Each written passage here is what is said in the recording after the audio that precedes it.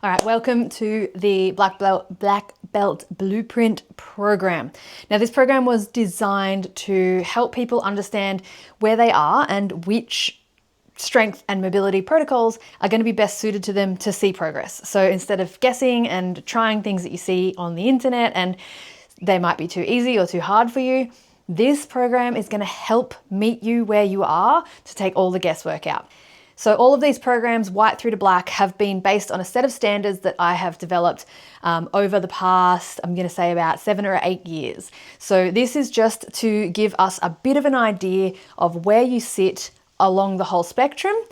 You might find that some of your, you might be really strong but not so flexible, or you might be really flexible but not so strong. And so this is a way of evening it out and meeting you in the middle so that we can build everything together, which is going to be the best way to improve your performance, as well as like decrease the chances of injury and like create longevity, which is what we really want, right? We want to be able to train for as long as possible. So having said that, if you are, say, a brown belt at jiu-jitsu, but you get a white belt on the test, don't stress. It's likely just because maybe you are not very experienced in the gym, or maybe some of your strength standards or flexibility standards aren't quite up there yet.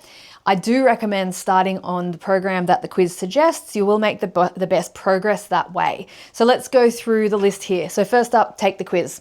And like I mentioned, you don't have to start where it suggests, but it suggests it for a reason. So you will get the best results that way, but you can start anywhere. If it gives you white belt and you want to start at black belt, then by all means, you have free will. You're an adult, I assume, so you can do that.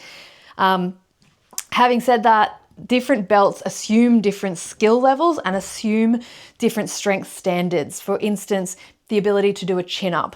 So that is why the belt levels exist. So that's just something to keep in mind. Like if you want to start on a different belt level, you might be up against something that you can't yet do, or vice versa. If you start at a lower belt, you might find it's not quite enough for you at this time to see progress. Next up, follow the program as closely as possible. This is where we see progress. When we repeat workouts, when we're able to apply that progressive overload, these are the things that are going to help you progress. So try to stick to it as closely as possible. You do have the exercise swap feature there available. If you decide to train from home one day and you want to switch out the variation, that is there. But if you can, try not to use it as much as possible. Oh, having said that, if something's like causing you pain, obviously we don't want to do that. So send me a message and we'll find an alternative. Like I kind of touched on before, as the belt levels progress, so do the strength protocols. So if you jump into, say you get blue belt on the quiz and then you decide to start at brown belt, there might be some protocols in there that you're not quite ready for, and it might impact your recovery.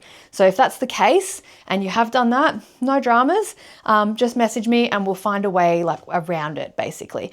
But what we want to do is make sure that we are recovering. So as we go through the belts, it's actually building that capacity for you so you're able to recover, because we don't want to take away your time on the mats.